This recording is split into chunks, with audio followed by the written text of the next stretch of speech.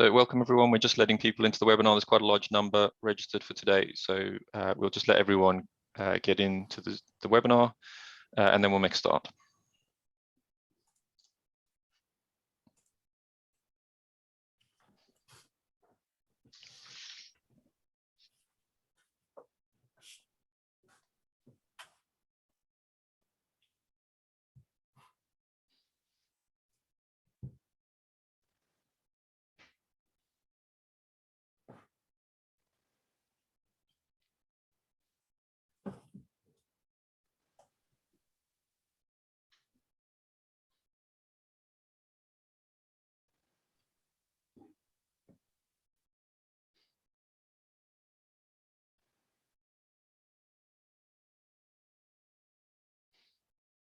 Okay, numbers seem to have settled, so we'll make a start.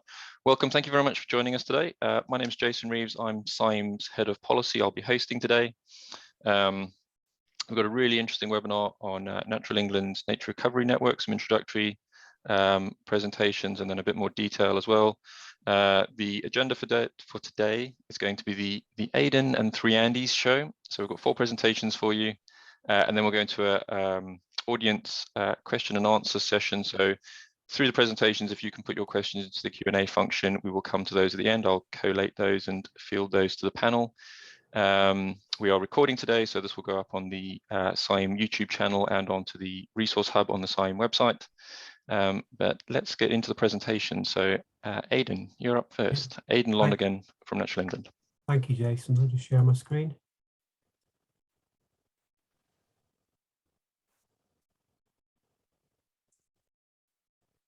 Right, I think that should be in. Is that okay, Jason? Can everybody see that? Yep, that's great. All right. So good afternoon, everybody. We hear there's over 600 of you dialing into this webinar today, so we're delighted to have your company. My name is Aidan Lonergan. I'm the strategic lead for the Nature Recovery Network for Natural England. I've been working in this position since the end of April, and before that I led our local delivery team covering Essex to Northampton. Previous to that, I worked for the RSPB for 15 years. I'm going to give you in 10 minutes a quick overview of the Nature Recovery Network, why it's there, its ambitions, its objectives, and actually reflect and share some of the issues and challenges that I've discovered in the first 7 months of my work in this area. So the NRN, as you know, is one of the flagship ambitions within the government's 25-year plan, and it's a big, ambitious plan, as we know, and the NRN, the Nature Recovery Network, is a huge part of that ambition. It represents the transition from nature conservation in a narrow sense to nature conservation and nature recovery in a kind of a broader sense. And obviously, the network, when it will be established, will be a single national network which will benefit wildlife and people. I'll come back to the multifaceted nature of the NRN in a minute. Provide an integrated approach to nature recovery. There's a huge amount of policy areas which will come together to deliver the Nature Recovery Network. There isn't one nature recovery policy, it's a whole range of policies coming together. And bringing these together is one of the challenges I'll talk about in a moment. Obviously, the physical assets will be made up of protected sites and actually non-protected sites. And the spatial arrangement of these forming this physical network, which will deliver species, habitats, biodiversity, and all the other benefits that we expect from the Nature Recovery Network.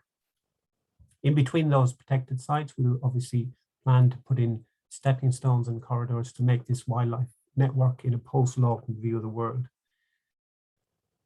First main point I want to share with you today is that please don't think of the Nature Recovery Network as something that just delivers species and habitats. It's far more than that in its ambition. It's quite easy to default to that position because many of us are used to dealing with those as stock and trade of our work, species and habitats. But the ambition of the NRN is far broader than that. Not only will it enhance existing wildlife sites, but it will create and restore wildlife-rich habitats, corridors, and stepping stones, as I've mentioned. Crucially, it will improve underlying system health and resilience to climate change. Some of the more basic fundamental ecosystem services will be, and ecosystem processes will be addressed as part of the development of the network. Natural flood solutions, climate change, reducing carbon, flood risk, and sustaining improved soil, clean water, and clean air. These are all system basics, as I would call them, on top of which you would build and arrange the assets for biodiversity and habitats. But not only is it the nature conservation element, it's the wider people benefits. It's our natural and cultural diversity, protecting our historical environment and our geology, the underlying, the bedrock, if you like, of the nature recovery network.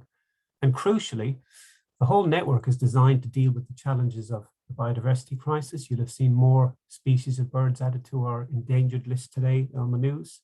The climate crisis, which is happening at pace all around us, and obviously the well-being, the separation from nature and reversing that and the benefits that brings to people are all part of the objectives of the nature recovery network. So the main point here is see it as a multifaceted thing which will deliver a range of public goods, not just the traditional ones in terms of nature conservation in that narrow sense. So keep your definition thinking broad on this.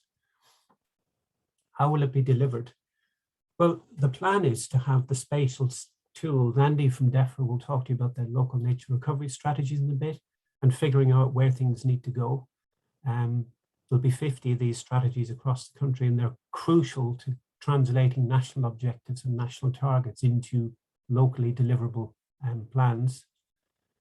We've been saying this for years, everybody's been saying this, but we need to move into a stage where partnerships are genuine partnerships and a wider range than ever, not just the usual suspects in the conservation movement. We need to come together to shape and deliver the nature recovery network locally. And crucially here is funding, obviously, and there's a huge amount of policy drivers which will contribute to the nature recovery network. As I said, getting them to work together is the single biggest challenge. We need to work together on that to make sure that these, when they come together in a place, there is that stacking and bundling, that there's that sharing of information, and there's a clear effort put into integrating these policy levers to deliver in a joined up way locally. So I've been around this sector a long time, and I do think this is different. It's a huge opportunity, but why is it different? So first of all, there's this consistent commitment and engagement across government, not within Defra. You can see that from all the responses of departments to both climate change and the biodiversity crisis, but also the recognition that a huge variety of government departments will be involved in delivering this. Nature has no longer been seen as a barrier. It's part of the solution here. We know for a long, long time that that polarized view of development on one side and nature and the other is kind of now being removed by the addition of net gain through the Environment Act, where development in itself will be one of the things that provides funding and resource to recover nature. It's not a long-term, it's not a short-term project, it's genuinely long-term, multi-decade, and it sits square in the middle of the ambition of the 25-year plan. Our struggles with COVID over the last 2 years or so have clearly shown a growing level of support for this agenda. It's not going to go away. People have really begun to understand the value of engaging with nature, getting out in nature, etc., and the value to that in their lives, which permeates a whole range of things, whether it's planning, green infrastructure, delivery, you name it. As I said already, and it's a recurring theme, the range of partners must be from beyond the conservation sector. It's not just landowners. It's huge businesses we're already talking to through the partnership, how they invest their money, how we can help ready the markets for them to develop and invest into the nature recovery network is one of the big challenges we have. And obviously it's opportunity incentive driven. So there will be resource, there will be encouragement, and there will be obviously the usual levers of regulation still in operation. I mentioned the shifting policy environment. I would encourage everybody in this call just to keep tabs on what's happening. There's so many moving parts to this at the moment. It's a real struggle, and keep in touch via the NRN partnership, where we provide regular briefings with how various policy drivers are developing and will become operational. But there's a huge amount of background work happening across a range of policy areas within government that are moving at pace. We just had our new Environment Act. We've got CBD targets, the Office of Environmental Protection. You're probably familiar with all these developments, but there is a challenge here to both keep up to speed with what's happening, but also from an operational point of view, figure out how these new policies and work areas are going to work together. We can't stress enough, and we're delighted that we've got such a number on this call today, but we can't stress enough the importance of partnership on this. This is beyond government. This is beyond Natural England. It's beyond Defra. to deliver ourselves. This is all about, you know, a genuine collaboration, almost a shared endeavor, if you like. If you look at the statistics of where we are with our climate, with our biodiversity, with our ecosystem services, they're all traveling in the wrong direction at the wrong speed. We've got to work together in a way we haven't done before and create porous, you know, the relationships need to be porous so more and more people can get involved and help us do this. You know, the people who are involved in communities, etc. We need to bring people with us on this journey. The partnerships need to be both national and local. We have the NRN National Partnership where we have bigger strategic conversations. And from an NE perspective, we have all our area teams. You'll hear from Andy Millar in a moment about what we're doing. But the local partnerships are equally important as we engage with the emerging LNRSs to figure out the best place to do things, the best people to do them, and how to fund them and do them together. So partnership is absolutely key. I keep mentioning the fact that we need to use effectively the new and emerging strands of government funding here. New schemes, the new agri-environment schemes, the public money for public goods. The pilots are coming through next year. We need to learn very quickly about how to make these work in terms of the NRN. We need to use all available public funding in a joined up and integrated way, the stacking and bundling as we talked about. And obviously we've got to create more opportunities for the private sector to invest in the NRN and have the certainty it needs to invest in the NRN in the coming years. We've just taken on a funding person who's going to look after this piece of work for us, and we will link with Green Finance and Defra and a whole range of other bodies. Some quick conclusions for me before I hand over to one of the three Andys.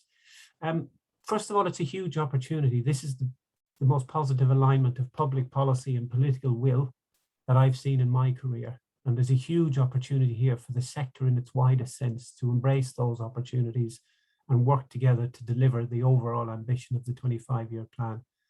Policies are definitely coming together. And, you know, we have the Environment Act, we have new schemes, we have net gain, we have work going on in the background on the green paper. There's a huge amount of work being done to get this right. And we all have to have our part to play in what is a national effort. No one organization owns this. We have to feel like it's a collective endeavor. There will be money to incentivize activity. Again, more funding than ever coming into this area, which is brilliant. Integration locally is the key. We've got to figure that out and have a clear plan of action for how the various moving parts will come together and deliver stuff in a joined up way locally. I think we have to work, given our experiences, our collective experience over the last 20, 30 years, to keep bureaucracy to a necessary minimum, of clear information flows and exchanges so that people can benefit from each other's work and come together. And, you know, as I say, it's a shared endeavor, so everybody needs to be in it together. Andy will talk about Andy Cooke, that is, will talk about the monitoring and evaluation of this. It's all very well to have the ambition, but we need to have a clear, delineated, milestone-driven process for delivering this network over the next 25 years. And we need to be able to say what we're monitoring and how we're evaluating progress along the way. And it's about sustained delivery, not the process. We don't want to get bogged down in the process here. What we want to do is focus on outcomes collectively and have this sufficiently robust but light touch governance around that locally so that we can get to the place we are collectively delivering the objectives of the 25-year plan and the NRN in particular. I'm going to stop and just remind you all that the partnership, you can see its email on the screen there if you want to get involved in it. We've already got 400 plus organizations involved now having regular conversations with us in Defra on, as I described, all the moving parts that hopefully are coming into place at the moment to deliver the NRN. Thank you. Thanks very much, Aidan. We'll move swiftly on to Andy Cooke, who's going to tell us a bit more about monitoring and evaluation. Thanks, Aidan. Thanks, Jason. Good afternoon, everyone. I'm Andy Cooke, and I'm a Principal Advisor in Natural England's Evidence Programme team. I'm leading our work to develop a monitoring and evaluation approach for the Nature Recovery Network. Defra and Natural England are committed to monitoring the growth of the Nature Recovery Network. We need to understand how the structures and processes that have been established to support its development are interacting and adding value for nature, and how they're contributing to the goals and targets set out by the government, especially in the 25-year Environment Plan, but also the statutory targets that will be set as a result of the Environment Act. There are three main challenges in delivering our monitoring and evaluation approach, and I'll discuss each of these in turn. The first big challenge is to define the outcomes that contribute to the delivery of the network. These might be seen as the components or building blocks of the network. At a very high level, these can be set out in terms of the Lawton vision, as Aidan described, to deliver bigger, better, more, and joined up. That's the management that will contribute to high quality sites, which collectively contain the range and area of habitats that species require.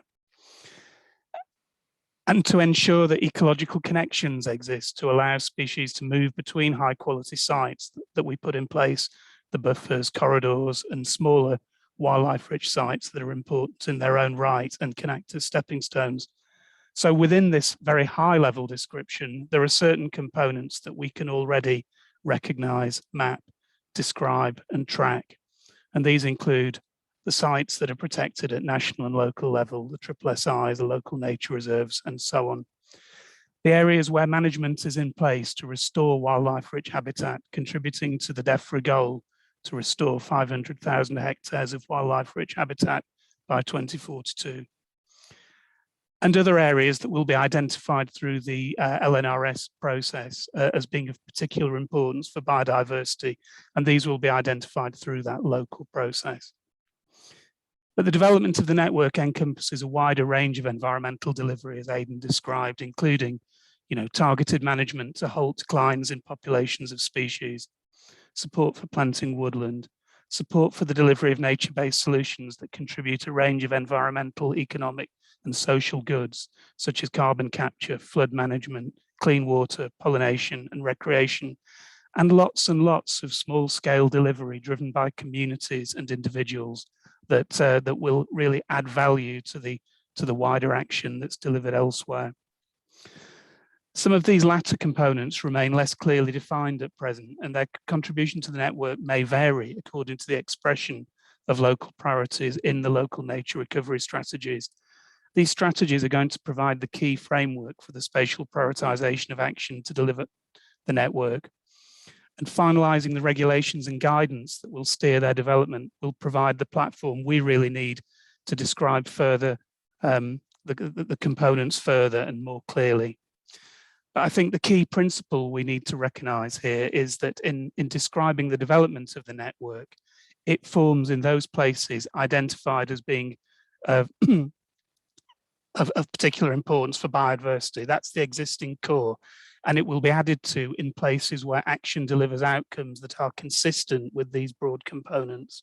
So the network will grow where action is delivered.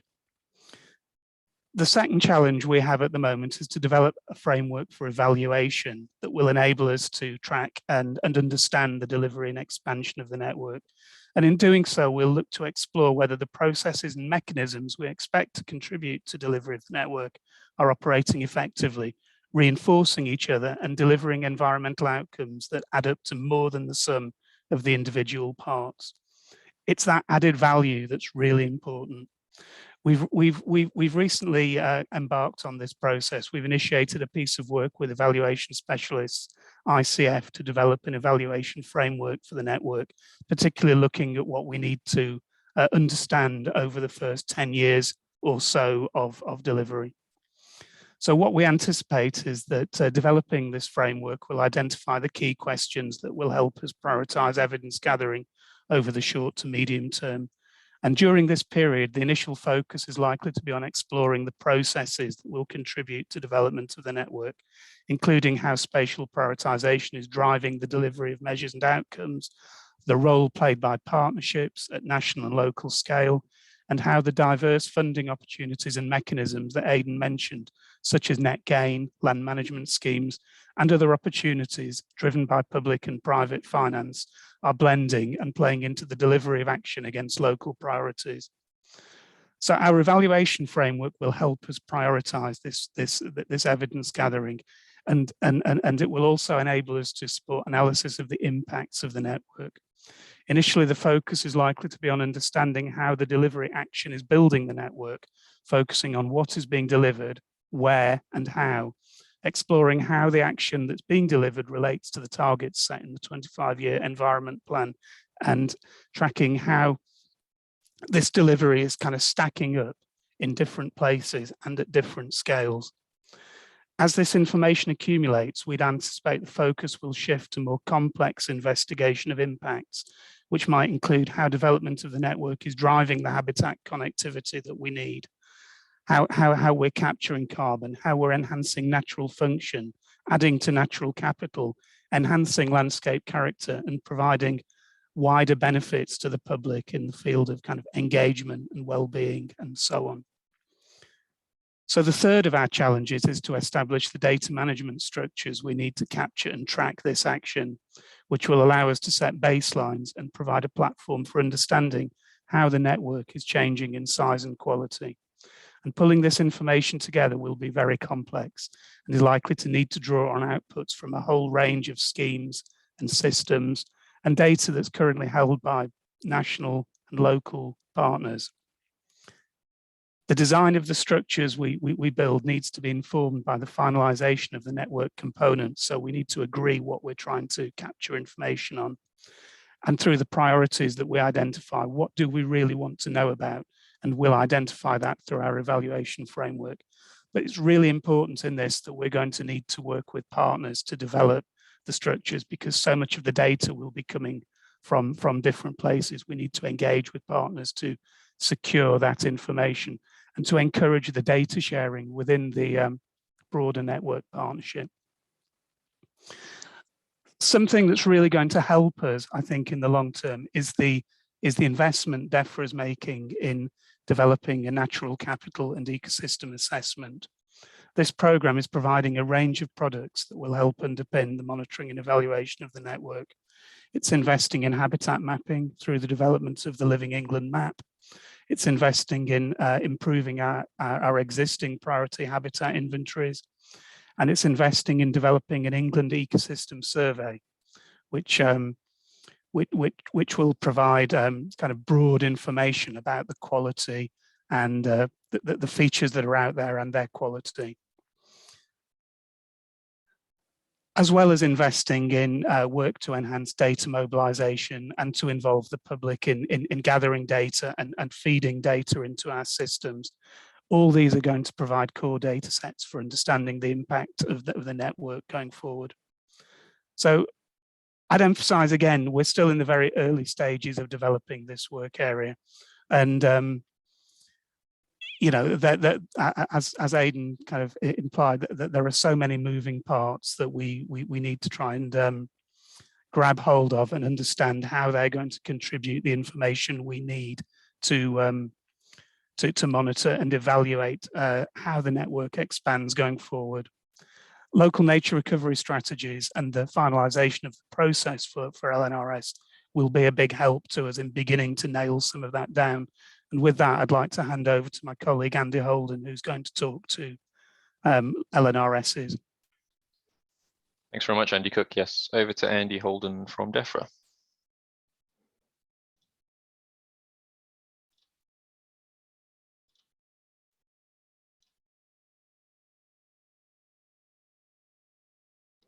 Hi there, can you hear me okay?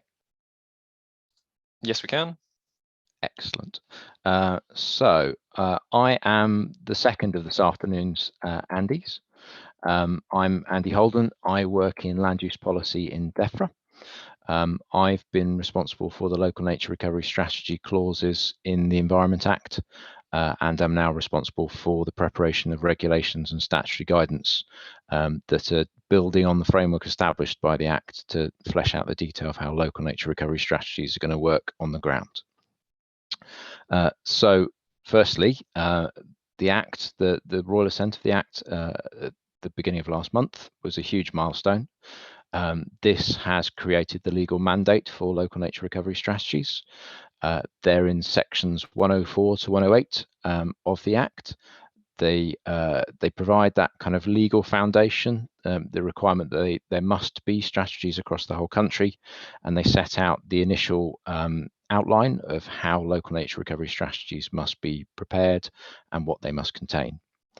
So the purpose of local nature recovery strategies is to agree priorities for nature's recovery and the wider environment within the area that that strategy covers, and then to map opportunities. So the places where, if we are able to act, they would have the greatest impact both for nature and in the use of nature-based solutions to deliver wider environmental outcomes. As I've said, they must cover the whole of England with no gaps and no overlaps between strategy areas. As Aidan mentioned earlier, we're estimating that there'll be roughly 50 of them in total. Each strategy will be locally led. Within Section 105 of the Act, there's a list of different bodies who the Secretary of State can choose from to appoint a responsible authority to lead the production of each strategy. And the strategies must be updated from time to time so that we can reflect on what's been done and make sure that we're maintaining our level of ambition. So a really important point to land, which is similar again to comments that Aidan's already made, is that the scope of local nature recovery strategies is beyond just what's most important for nature, but also trying to consider these wider environmental benefits. So this is I suppose the places where recovering or enhancing biodiversity will also contribute to other environmental benefits. So the classic examples of these are climate change mitigation through actions such as tree planting and peat restoration, which can have big biodiversity benefits too, and other actions like natural flood management and improvements to water quality. And the places that we identify through the local nature recovery strategy, when action is then taken, these will then support the development of the nature recovery network over time. So having created these strategies across the country with the priorities and the opportunities that they identify, how does government intend them to be used? Well, first off, again, following a similar theme, the intention is very much that these will be a shared creation. So the idea is not just that there will be local leadership for each strategy, but that the responsible authorities will work closely with other local partner organisations so that they can reflect a shared sense of what needs doing and where. The levers that we're creating to enable those opportunities to be realised within the Environment Act, this includes Biodiversity Net Gain. So within the metric that's used for calculating net gain, there's an uplift for biodiversity for habitat created in strategically significant locations, which we will be able to identify through the local nature recovery strategies. And then also within the Environment Act, there was a strengthening of an existing biodiversity duty on public authorities. And one of the ways in which that duty has been strengthened is by the creation of a specific requirement on all public authorities to have regard to relevant local nature recovery strategies. And then outside the scope of what was in the legislation, there is the opportunity for local nature recovery strategies to target and funnel investment. So where we have funding available for particular activities such as tree planting, that we can use the local nature recovery strategies to identify the locations that are not only, I suppose, viable for carrying out these activities, but where they will be able to deliver multiple benefits. And then beyond this, a key linkage for local nature recovery strategies to make is into the planning system. So the strategies in the first instance were developed in close collaboration with colleagues in the Department for Levelling Up Housing and Communities. With the advent of planning reform and the preparation of the planning white paper, it was set out government's intention to try and use the planning system to play a more proactive role in environmental enhancement, and local nature recovery strategies have a potential role to play in this space, enabling local planning authorities to understand those locations that are not just of current importance for biodiversity and the environment, but also those locations that have the potential to become important. So as I've said, the royal assent of the bill, it becoming an act, was a really significant milestone, but it's by no means the end of the process that we need to go through in terms of rolling out local nature recovery strategies across the country. So in the first instance, we have regulations and statutory guidance that we're currently working on. So the regulations are on the process that each responsible authority must follow. So this is a way in which we can ensure that all responsible authorities exercise their leadership and decision-making responsibilities in a broadly consistent way, and that they work with local partner organisations, and that we have mechanisms to address any disputes that might occur.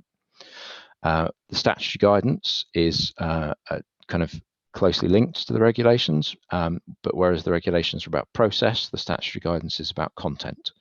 So it is a tool that we can use to flesh out what is included in the Act about what a local nature recovery strategy must contain. And then sort of beyond that legislative element, there's a really important task that colleagues are currently starting on agreeing the geographies and appointing the responsible authorities. We also have a requirement under the Act to provide information. So information to support the responsible authorities in preparing their strategy. And we're currently working through how to provide that. And then the not insignificant task of actually supporting responsible authorities, both in terms of resources and in terms of support from Natural England and others to provide expertise in preparing their strategies on the ground. So where we are in this process, we're making good progress. So to try and roll out local nature recovery strategies as quickly as possible, we've done a lot of our thinking in parallel to managing our part of the Environment Bill going through the Houses of Parliament. So we have carried out 5 local nature recovery strategy pilots at county scale. So these were in Northumberland, Cumbria, Greater Manchester, Buckinghamshire and Cornwall, and they ran from August of last year through to May of this year. And each of those pilots tried to follow a process for preparing a local nature recovery strategy, and in the process generated lots of really valuable lessons about how that went and where we need to improve for national rollout. And to complement this, we've recently completed a public consultation. So this consultation again was squarely focused on the regulations and statutory guidance, so asking questions about the areas of policy where we have yet to establish what approach we want to take in relation to how local nature recovery strategies must be prepared and what they must contain. We're currently going through those 400 plus responses to that consultation and looking at those alongside the results from the pilots to help us prepare the regulations and statutory guidance. As I mentioned, my colleagues have already started the process of engaging with local areas to identify potential local nature recovery strategy geographies and responsible authorities for each of those strategy areas. And we're also working with Natural England on identifying the key data sets and understanding what local support is needed to enable each area to produce their local nature recovery strategy.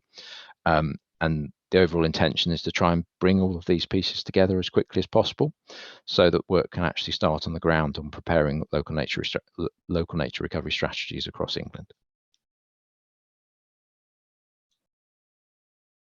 So thank you. I will now hopefully hand over to the third of this afternoon's Andys, Andy Millar. Thanks, Andy.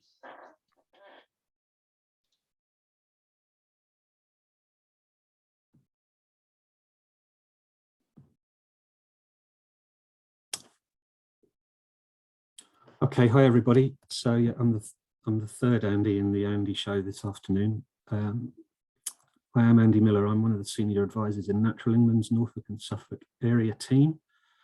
And having heard about some of the national context with this, I'm going to try and very quickly, in 10 minutes, try and draw this down into some places to see how we can start to apply some of this stuff on the ground at a regional level. I would say I'm not alone in this role. I've been doing this role for about 10 months, although I've been with Natural England for about 13 years and then previously worked with Norfolk Wildlife Trust and even further back in the mists of time with English Nature. So I've been around long enough to see initiatives come and go, and this one fills me with the greatest excitement for some of the reasons and some of the sort of policies which we've just heard about. So I'll just talk about what this means in practice in some of these places. It's going to be a bit of a quick tour around, looking at some of the opportunities and some of the risks that have emerged from the last sort of 10 months of working on this. And then on the way, also just looking at some of the places and drilling into sort of 2 or 3 practical examples. So strap in, it's going to be quite a whistle-stop tour. I'll just articulate some of the photos here. They're not just for decoration. So the place on view at the moment in here, this is a national nature reserve in West Norfolk in the middle distance, which is called Royden Common, which is a national nature reserve managed by Norfolk Wildlife Trust. But most importantly, I think, obviously important though, the place is what is going on around it. So in the foreground, you can see what at the time of this photo was a conifer plantation, which had been forested in the 1950s on a former heathland site, and at the time of this photo being restored back to open heath. And then between it and the National Nature Reserve in the middle distance, you can see some what is quite sandy looking arable land and quite marginal in terms of productivity, which is also now being restored back to open heath. So straight away you can see in a place some of the principles which Lawton started with, but which we're now sort of applying in practice, of the bigger the better, the more joined up, and using the concept here of a national nature reserve, so a nationally important site, to actually start to build around it and apply in practice some of the principles of core areas, buffers, corridors. And if you zoom out further from here, it doesn't take too much detective work to see strategically how important this location is within a wider landscape. So this sits in a no more than 3 mile wide corridor of green sand geology in West Norfolk, and you can follow that sort of corridor like a slice through a cake. You can follow a corridor of sort of chalk and green sand soil all the way down through West Norfolk, through Breckland, if you know it, and then what ultimately becomes the Chilterns. So there's a real strategic thread at work here all the way through. So even working regionally within Norfolk and Suffolk, I'm not sitting in a silo here. We're working across area teams, and I'm working with colleagues across the cohort. So in terms of some of the opportunities, I think what's most exciting of all is what we really have now. And some of this isn't new. We've been trying to do this with some success for years. I won't be alone in this. This will be familiar to many of you, but I think what feels different now is the momentum behind it and the strategic underpinning that will reinforce it through the local nature recovery strategy process. But what we really have now is an opportunity to work at a scale, at properly landscape scale, in partnership, in a way which can become business as usual. So thus far, we've often had to try and do this around our core duties, whereas the direction of travel, particularly for me and colleagues, I think, is to make this work in at scale, a business as usual way of doing things. And we've sort of heard some of the context about the tools and the statutory drivers, and we're trying to bring those together in places and blend them. And the photo here is a good example of that. This is something called the 100 River Valley in North Suffolk, and this is a place where, if you know this coastline, this is one of the fastest eroding coastlines in England, and this is a place where coastal change is actually driving the need for a strategic solution. So amongst all the drivers, amongst all the tools that we're using to help deliver nature recovery in a place, in this case, we're looking at water, both saltwater and freshwater, and the way that flood management plays out and the way that can help deliver up a much bigger solution than a much more sustainable solution than that with which we started. So what's happening here is effectively a coastal management realignment, the creation of a whole new area of intertidal habitat roughly halfway up that valley. This is being done as a partnership, not just of the usual suspects, but in partnership with the local community and the neighbouring landowners, and looking at ways of using what on one level is a habitat creation scheme and a flood management scheme, but also to deliver multiple benefits, like, although you can't see it on here, to the top of the photo, there is the main A12 trunk road from Ipswich to Great Yarmouth, which relies on a flood solution to protect it. And then also looking at ways in which this scheme could lever out not just habitat, but also multiple benefits for landowners, like water storage for agriculture in drought periods. I would say that you've probably noticed we're doing some of this stuff ahead of the local nature recovery strategy process, but we do that with confidence, because a lot of the mapping tools and a lot of the evidence layers that we are using to help point us to the right places to do this stuff are going to be the same evidence sources that will inform the local nature recovery strategy process anyway. And I would say, we heard about lead authorities and the process of identifying lead authorities. Very fortunate and very lucky locally to have two county level authorities, Norfolk and Suffolk, who are already both very aligned, very keen to work with each other, and are getting ahead of this to get themselves LNRS ready and technically ready, and employing members of staff to do it. So we're fortunate in that respect. So what we've got is already practical projects where we can start to not just build out the natural history element of this work, but also the cultural and economic value, and combine those things in the same places. And these places are all starting to be really good examples of where we're not just engaging with ourselves as professionals or even with the landowning sector, but increasingly starting to draw in interest from private finance, local companies. Now that we have the Environment Act and Biodiversity Net Gain is going to become a mandatory planning tool, starting to think about ways we can draw down and make the best use of planning tools like GI, like BNG, some of the agri-environment tools, current and future ones, and then also, particularly in places like here at Kessingland, some of the water resource and water management tools and water policy. But I think central to it, and this is a good example, is that this is also a place where this isn't just a top-down exercise, this is a bottom-up exercise. So central to this project working is getting the local community not just involved or consulted in what we're doing, but also sort of getting them very central and taking some ownership of it.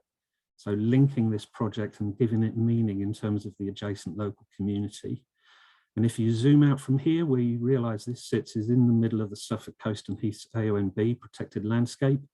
It's almost a given that the AONBs, given the strong messages coming out of government post-Glover about protected landscapes and biodiversity, it's almost a given that the AONBs could and should be part of a national nature recovery network. So I'm just going to quickly talk about some of the risks and challenges, and I'm going to zero in on a project in mid-Norfolk that we right now are quite heavily invested in at Wendling, near the market town of Dereham, which is, if you point a pin to the middle of Norfolk, you will almost certainly land here. Why this is very interesting is because this is not a protected landscape. This is just, and if the project are listening on here, they'll know I mean this in the nicest possible way. This is just a bog standard piece of farmed Norfolk countryside, and that is why it's interesting. So what you've got here is a partnership of 4 landowners, Norfolk Wildlife Trust, Norfolk Rivers Trust, ourselves, Anglian Water, all gathering around a place here, which at the moment really is just farmed countryside. But what you've got here is thinking about the policy horizon and how it changes. You've got 4 landowners who are looking ahead, seeing how some of the incentives are changing. Things like the phase out of basic payment and its replacement with the different strands of elm, and how is that going to work for them. But here also, a group of landowners quite boldly striding out and seeing if they can use Biodiversity Net Gain as their primary platform for a sort of sustainable land use future. And we're supporting them in doing that. We're putting quite a bit of money in here just as a way of really kickstarting that process and giving them a head start to make themselves market ready. And there's already interest in this project from private companies wanting to buy into that net gain. They're also looking at some of the other sort of multiple benefits. So they're quite heavily investing in things like soil carbon and natural flood management. You can see a river valley running north-south through this project area, and it's got three SSSIs in it, 2 of which are Wildlife Trust nature reserves. So all the ingredients of nature recovery are here, including the connecting people angle. This is adjacent to the growing town of Dereham with very heavy housing targets.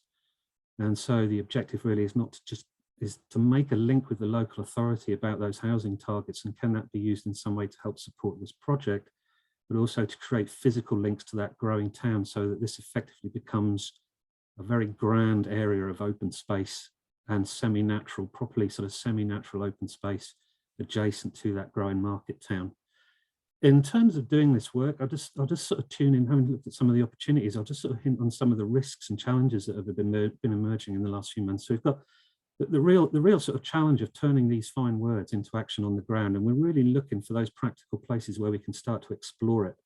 This is not something we do by ourselves. This is not something that we lead everywhere. This is not, the opportunities will emerge in different ways. Some of these situations we will drive, Natural England will drive and lead. Some of these will try and support, others we might be quite light touch. That's not really the important thing. The important thing is the totality and everybody working at scale to a common vision, because there's a huge amount of excitement and energy out there. There is a challenge for the likes of Aidan and myself and others to make sure that our area teams are equipped to work in this way, both to create the resource headroom to work this way, but to be also able to pivot our work streams in such a way that they actually help deliver this stuff at scale. And that's a journey we're on. It's not just a technical challenge. I'm finding it's also a cultural challenge. So we need to sort of get our people in the right place, not just to start thinking, but also working in this way. And also just to relax a little bit and know that it's a long game. This isn't something that we're going to deliver overnight. Wendling here is a 40-year vision. And I'll just drill into it a little bit more, because I mentioned that Wendling Partnership are using Net Gain, or trying to explore whether Net Gain can be their primary platform. That's quite bold. This is what the metric conjured up for them. And I would say that this map is actually an adapted version. So we're already learning stuff about how the metric works and how it delivers up habitats and how it delivers that uplift. And then also how, as a partnership of landowners, they might want to use that uplift and tailor it to actually deliver a really good ecological outcome. So what you can see here really is a combination of heathland restoration, looking at old maps of Norfolk and seeing where the heaths used to be, the river valley through the middle, and then some of the sort of scrubby, semi-rewilded habitats that we hope to encourage over the next 40 years. And then running east-west all the way through it is accidentally an offshore wind farm cable. So there's quite a lot of leaning on that offshore wind farm company to see whether they might be prepared to invest in this project as well.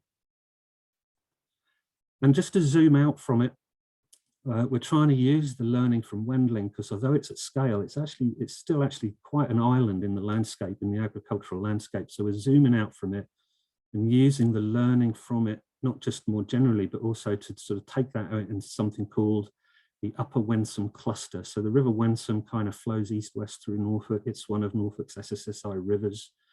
But encouragingly, it's got this network of landowners all working together on a more or less consistent vision for wanting to do really good things together.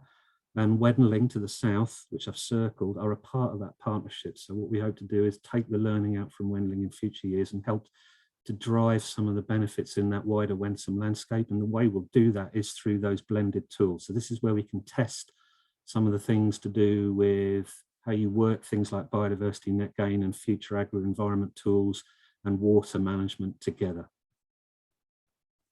And I'm just gonna end on this. This is the wildometer. I've stolen this from the Wendling project, and I asked them nicely, they don't mind. It looks a little bit Janet and John, but this is actually quite handy, because one of the challenges I have found in a region is trying to explain, this will sound slightly odd, but trying to explain what we mean by nature recovery, particularly to sort of potential partners, sometimes needs a little bit of persuading, sometimes some skepticism there. So when we say nature recovery, I know certainly what I don't mean is full-on rewilding. There's space in the landscape for this spectrum of different situations, all the way from, yes, full-on rewilding projects, right through to changes in the way agriculture is done. And I know that certainly a lot of our conversations with landowners are encouraging them in the direction of regenerative farming. There is a certain amount, we hope, of taking land out of production, which will build that network, build that nature recovery network, but that doesn't have to be the end of the story. So there's scope to work within all these different scenarios to help stitch nature back together in a region. That's me done. That's great. Thank you, Andy. So we've got just over 10 minutes. We'll move on to the questions. We've got just about 20, I think, that have come in, but I'll see if we can group some of them together. So let's jump into those quickly. So we've got one from Lucy Fay that says, what measures will be taken to ensure sites created or enhanced as part of the Nature Recovery Network will be safeguarded against future development or any other land use change, I suppose, in the future? Anyone want to take that one? Aidan. Yeah, I'll have a go at it. So we recognise that getting, I suppose, consistency over time, given that I said in my presentation we would be going for a combination of protected and non-protected areas. What we're hoping that through the LNRS process and the connection of the LNRS process to planning, that we will find a way of getting the outputs of the LNRS process recognised in planning, and may move into a space where, while not protected in the traditional sense, the successes of these non-protected areas can be secured in some way as part of the network through the planning process. But that, as I think Andy mentioned, is one of the things that are still being worked through. What we don't want is we get gains through the application of public policy, and at the end of agreement, the gains disappear. What we want to have is some sort of semi-permanence, or whatever way you'd like to call it, around these sites. But that detail still needs to be worked out, but it's recognised as an issue. Hope that helps, great. Jason. Thanks. Moving on then. So an anonymous question here. Will the mapping process build on previous biodiversity opportunity maps that have been developed in counties and regions? So for example, around rivers and floodplains, I'm assuming that's catchment management, into the NRN. So will we be using previous data and previous mapping in the NRN? Andy Millar?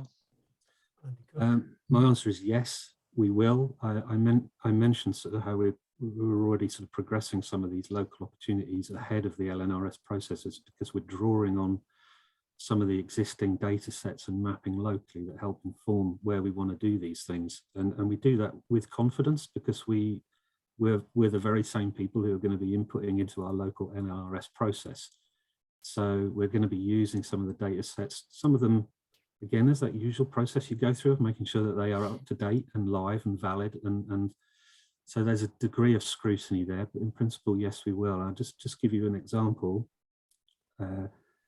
Sat down with the Broads National Park a couple of months ago, and we just sort of, as a group, we drilled into probably 8 different data sets mapping habitat opportunity in the Broads National Park from various different sources, but all more or less saying the same thing. So we're not really, lack of evidence and lack of data isn't going to be a problem. It's actually distilling out from the existing data that which is the most useful to avoid duplication of effort, which is going to be our challenge. Okay, thank you.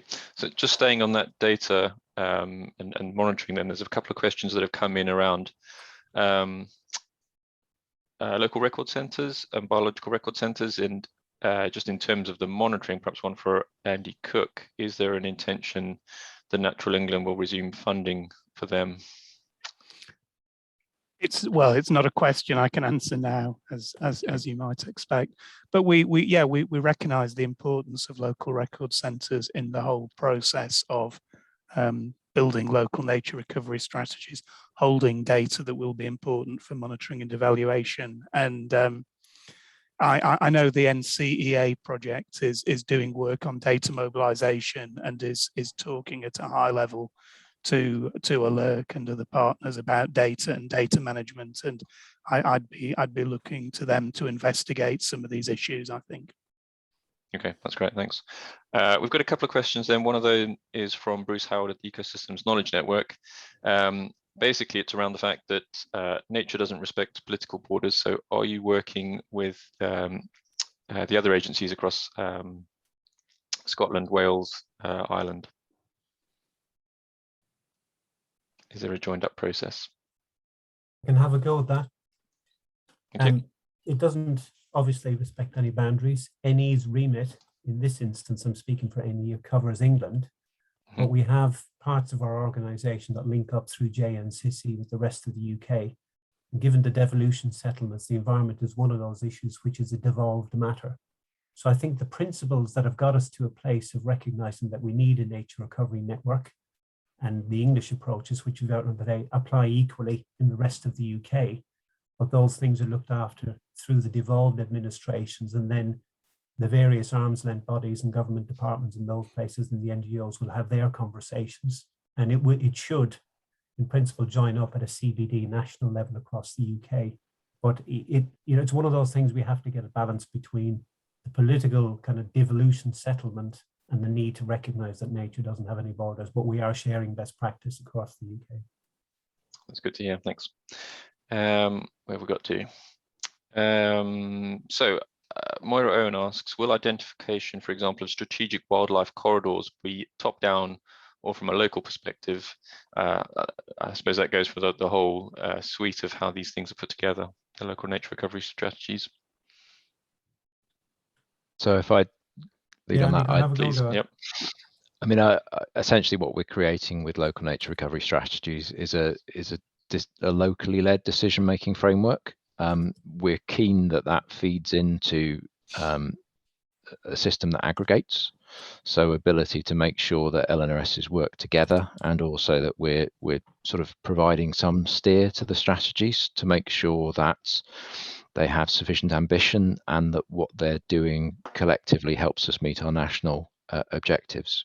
But primarily, we're looking for decisions to be taken at a local level. The idea being that by working with local partners, we're able to try and build in at least a measure of support for the actions that we're proposing. Because really, ultimately, having a good strategy is a step towards action on the ground. And if we don't have that engagement from people locally, if we don't have the support, including from landowners and land managers, we've got a far smaller chance of actually achieving the changes that we want to see. Great, thanks very much. So we've got a question about the fact that it hasn't been mention of internationally important sites and species so far. I'm assuming that's going to be in relation to so international sites like Ramsar, but also then the European thing. So we've got the HABS regs changes potentially coming. So European protected sites, SBAs, SACs. We've got the QQR review going on at the moment. So potentially we can't answer some of those questions, but I'm assuming international protected and recognized species and sites will all be included in considerations. Yeah, okay. So a couple of questions on responsible authority. Are the responsible authorities within the nature recovery network the same as responsible bodies as defined within Biodiversity Net Gain policy? Perhaps one for Andy Holden. So no, but they are linked, Okay. is the short version. So Biodiversity Net Gain is going to be delivered, as I understand it, through individual local planning authorities, whereas what we're trying to do through local nature recovery strategies is to pitch at a bigger geographic scale. So counties, mayoral combined authorities, that sort of area. So a number of those sorts of potential areas could have multiple local planning authorities within them. The idea being that they would all work together under the leadership of one responsible authority. It seems very likely that in most cases, the responsible authority will be a local planning authority. So essentially, we're trying to, I suppose, make that linkage to the bigger geographic scale, but try and make sure that all of those bodies are actively involved in the preparation of the strategy so that they can be confident that the strategy will deliver what they need at the individual planning authority level. That's great, thank you. So Claire Williams asks, is there a date by which the LNRSs need to be drafted? So the short answer is no. So what we are looking to do with local nature recovery strategies is to kind of, I suppose, start the process on the ground as quickly as we can. So the pilots took, I guess, 9 months to try and prepare prototype local nature recovery strategies. So that gives us, I suppose, a yardstick for how long we think it will take other areas to produce their strategies. So we need to put in place the tools like the regulations and the statutory guidance and the data to enable the responsible authorities to start that process. And obviously we need to complete the process of agreeing who the responsible authorities are and what their geographies are. And then it's a question of trying to support those authorities to try and prepare their strategies as quickly as possible. There's a number of very good reasons for trying to do this, not least of which trying to make sure that we're linking into Biodiversity Net Gain, and colleagues on that side are working to sort of a couple of years after Royal Assent, as when hopefully that will be in place across the country. So trying to make sure that these systems kind of dovetail as best we can. So quite a tight timetable, I think, would be an understatement, to be honest. That's great. Thanks very much. So we are out of time, so I think I'm going to have to call it there. The questions keep coming in, and this list gets longer and longer. I have had a quick chat with the panel before we came on the call on the webinar, and we are going to try and answer some of these afterwards. What I'll do is try and collate them together, and we will circulate them after the webinar when the video comes out as well, which we are recording and which will be published. So I'll try and collate those, and we'll try and bring them back out to you. We'll put them in with the video. So yeah, time is up. So, but thanks very much to the panel today. It's been really interesting. It's been great. The numbers we've had over 400 people on the call today. So that's been great. So thank you very much to the panel, and thank you very much for everyone for dialing in today. Thanks very much. Thanks, everybody. Thank you. Thanks a lot.